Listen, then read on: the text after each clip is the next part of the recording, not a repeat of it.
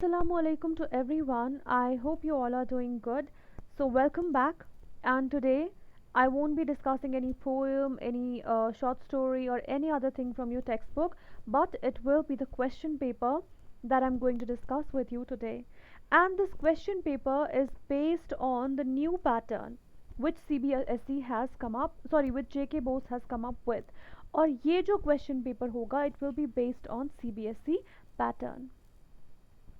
अभी तक जो हम नोटिफिकेशन जेके बोर्ड से आई है उसके अकॉर्डिंग ऐसा ही पैटर्न आपका होगा but we not sure whether JK board is going to stick to this pattern only or stick to this decision of theirs only or not जब तक वो डिसीजन चेंज नहीं करते हैं क्या आगे नोटिफिकेशन आएगी सो तब तक we have to follow this pattern only तो आपका जो इंग्लिश का भी क्वेश्चन पेपर है वो चेंज हो गया है and today I'm going to discuss that only.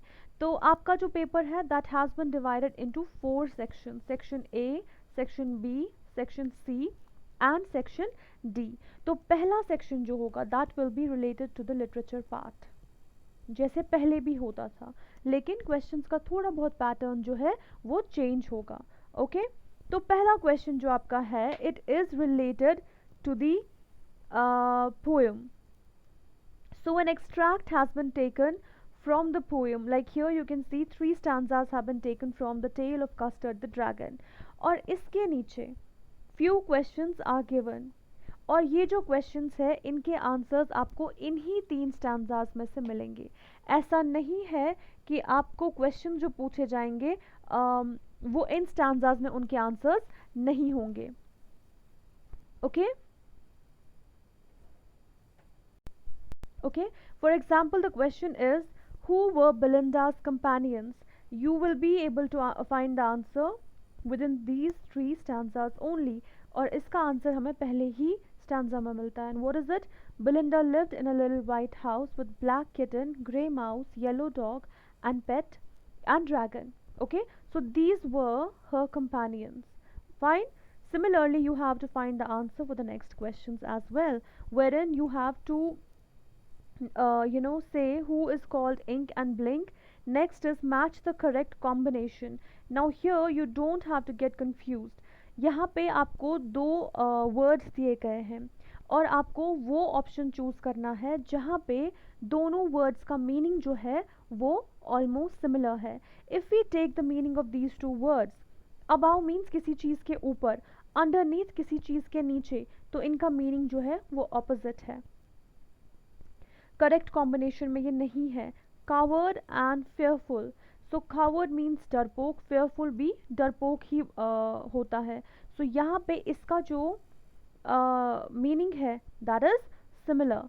Then fireplace and gateway, again it is the opposite. I mean it completely means they are different, their meanings, these two words differ in their meanings. gateway अलग जगह होती है, fireplace अलग जगह होती है. gateway is outside the house and fireplace is inside the house. तो ये भी एक correct combination नहीं है, तो इसके हिसाब से all भी नहीं हो सकता. so what's our option going to be? this one. तो अगर एग्जाम में ऐसा कोई क्वेश्चन आता भी है, you know what you have to do in this particular question. Then the next one, the poet compares the nose of a dragon to. It's very simple, it's chimney. वो stanza में भी दिया गया होगा. Like we can see it here. Mouth like a fireplace, chimney for a nose. Okay, so that means the dragon's chimney was just like dragon's nose was just like chimney. Then the rhyme scheme of the poem is whether it's AABB, ABAB, ABBA or none of the above. तो वो आपको देखना पड़ेगा कि इसकी rhyme scheme क्या है. If you look at the third stanza, it is custard, teeth, underneath and nose and toes.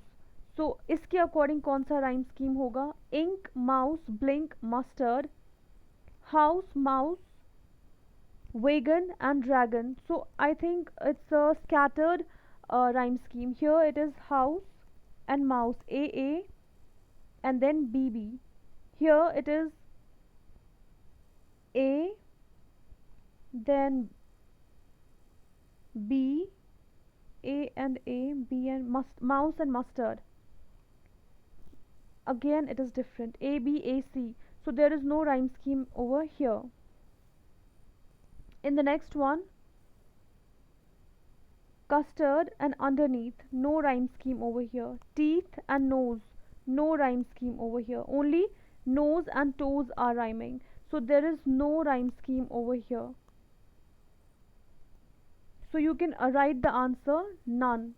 Or if they ask you the rhyme scheme of the second stanza और द फर्स्ट वन, क्योंकि पहले में जो rhyme scheme है, house is rhyming with mouse, wagon is rhyming with dragon, so it's A B B. तो वहाँ पर हम ऑप्शन लिख सकते हैं ए बी बी, बट ये सिर्फ एक स्टैंजा का नहीं पूछ रहा है, ये ओवरऑल का पूछ रहा है। So we do not have a particular rhyme scheme over here, the rhyme scheme is the scattered one, so the option that will be correct is will be none. ठीक है, तो कंफ्यूज नहीं होना है। अगर किसी एक पर्टिकुलर स्टैंजा का पूछ रहा है तो उसके अकॉर्डिंग आपको आंसर देना है। अगर पूरी पोएम का आपसे पूछा जा रहा है तो आपको उसी के अकॉर्डिंग आंसर देना है। Okay, now the next question will be related to reading comprehension, and this will be the stanza, this will be the paragraph which will be taken from your textbook only। दो paragraphs, दो कॉम्प्रहेंशंस आपको आते हैं, एक तो book में से और दूसरा जो अनसीन पैसेज होगा। ठीक है, तो यहाँ पर भी आपको बुक में से ही, टेक्स्ट बुक में से ही दिया गया है long walk to freedom. Okay, उसमें से ये पैसेज दिया गया है और पैसेज के नीचे क्वेश्चंस दिए गए हैं। And what are the questions like? The speaker in the about passage celebrates, what does the speaker celebrate? You have to find the answer, और ये आपको पैसेज में ही मिलेगा। Which word has been for dice in used in the passage? What is meant by extraordinary human disaster? Own soil refers to, give the opposite of victory. तो ऐसे questions आपको पूछे जा सकते हैं रिलेटेड टू द पैसेज, जो कि आपकी बुक में से होगा। अब जो अनसीन पैसेज होगा that will be your question number 3। Okay, उससे रिलेटेड कैसे क्वेश्चंस होंगे? Almost the same. Choose the correct option. The coronavirus was first identified in, इसका आंसर आपको पैसेज में ही होगा। Name the countries most affected by COVID-19. State true or false. Loss of taste or smell is one of the most common symptoms of coronavirus. Okay, you have to state whether this statement is true or false. What is the synonym of colossal? Give a suitable title to the passage. तो ऐसे questions आपको देखने को मिलेंगे unseen passage में। Fine, and then you there be only 3 questions in section A. Section B आपका grammar होगा।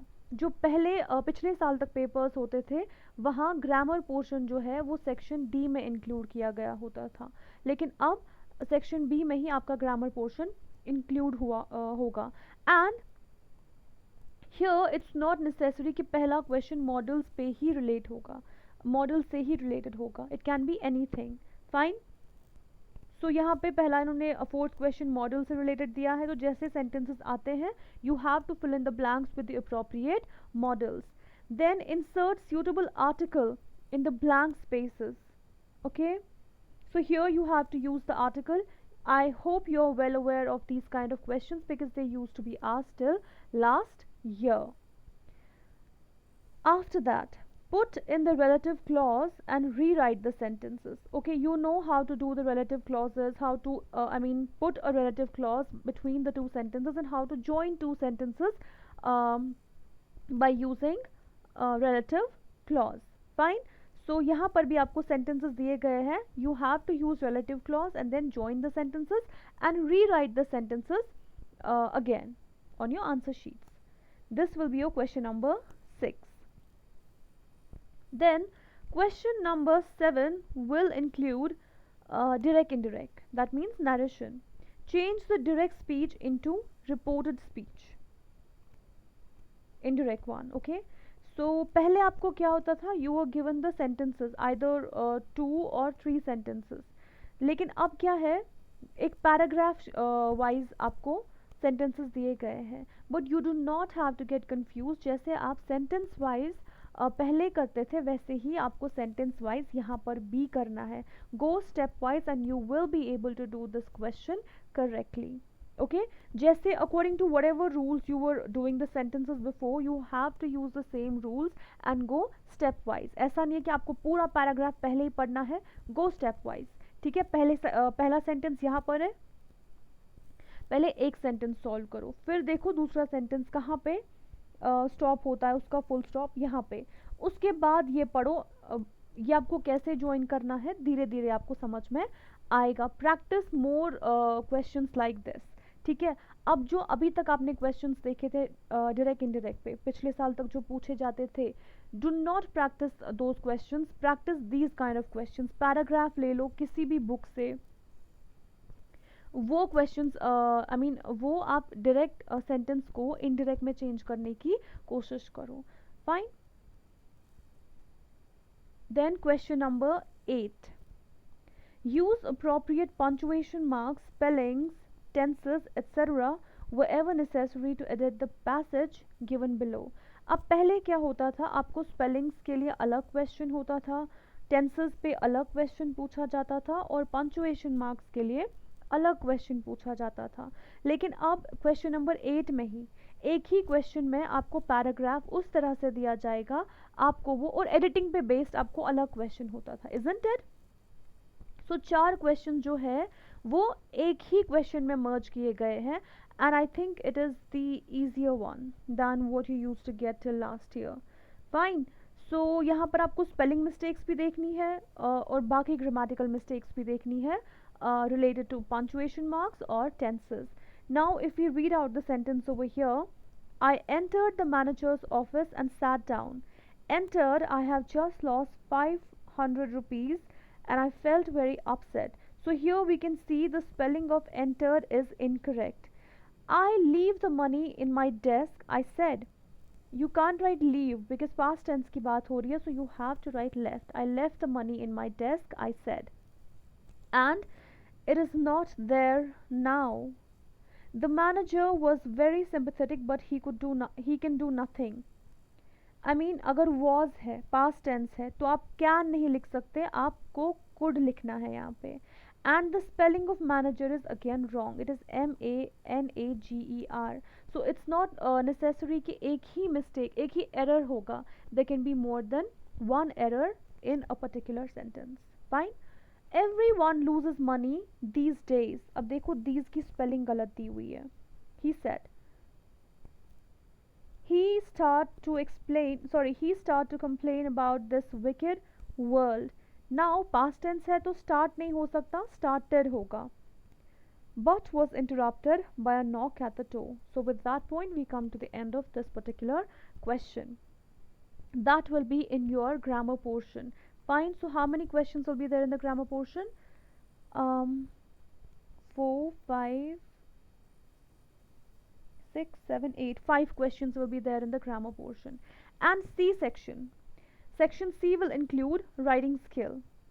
ठीक है, तो राइटिंग स्किल में पहले ही आपको डायलॉग आएगा। ठीक है, डायलॉग राइटिंग, और वो बिल्कुल ही वैसे ही करना होगा जैसे आपको पहले किया करना होता था। ठीक है, सो यहाँ पे क्वेश्चन की फॉर्म में कोई भी चेंज नहीं है।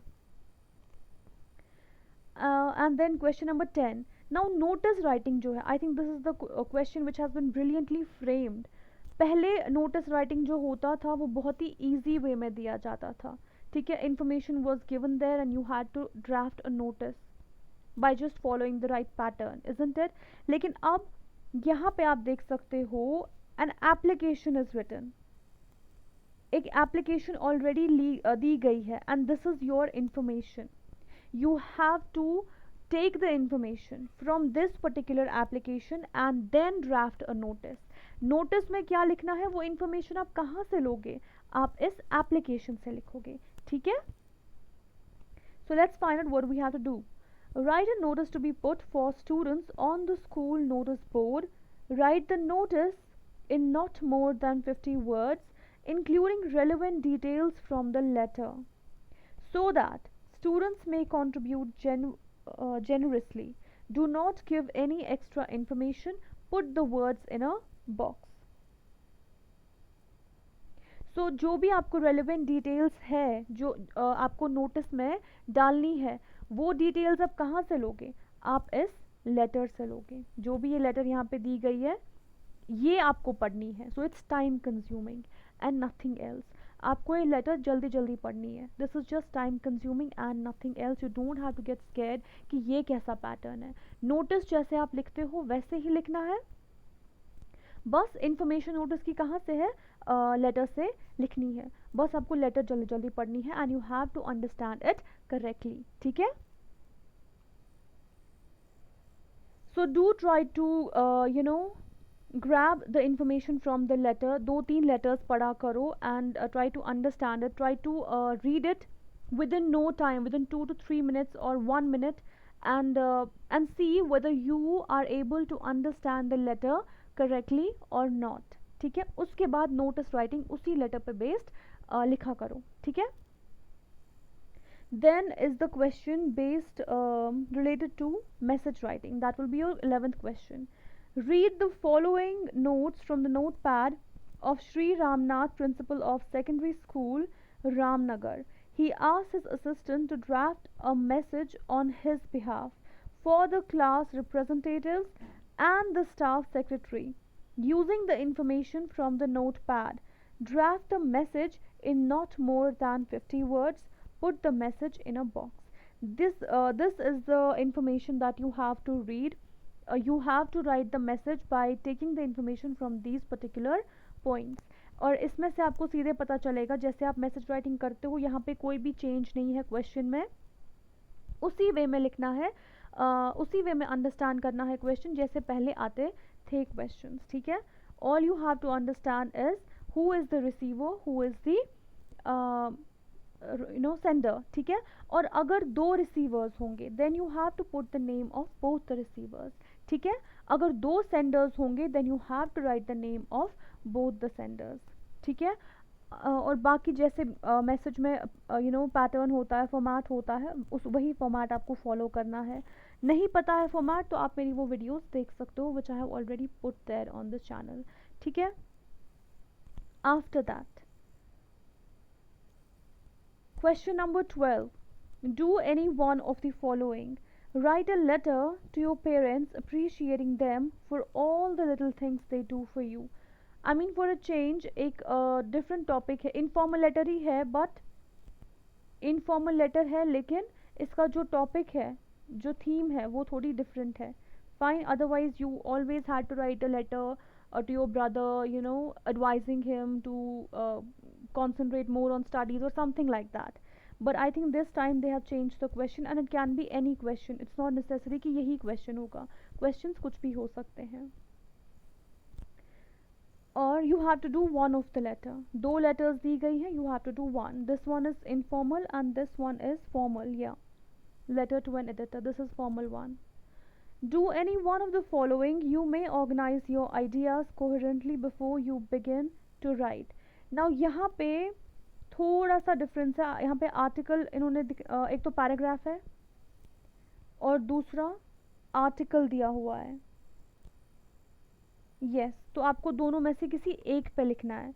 अब आर्टिकल और पैराग्राफ, ना ही आर्टिकल आपके सिलेबस में है और ना ही पैराग्राफ राइटिंग आपके सिलेबस में है, तो ये दोनों एग्जामिनेशन में भी नहीं होंगे। You will have to write speech और एसे, उन दोनों में से आपको किसी एक पे लिखना होगा। वही दो क्वेश्चंस आपको आएंगे। फिर भी अगर कोई इन्फॉर्मेशन मेरे को मिलती है रिगार्डिंग दिस पर्टिकुलर क्वेश्चन कि अगर आर्टिकल राइटिंग होगा या पैराग्राफ राइटिंग होगा, तो I will definitely try to make a video on that. लेकिन as of now I don't think there will be any change in the syllabus at the last moment. JK बोस ऐसा कभी नहीं करेगा। ये दोनों टॉपिक्स पहले भी सिलेबस में नहीं थे।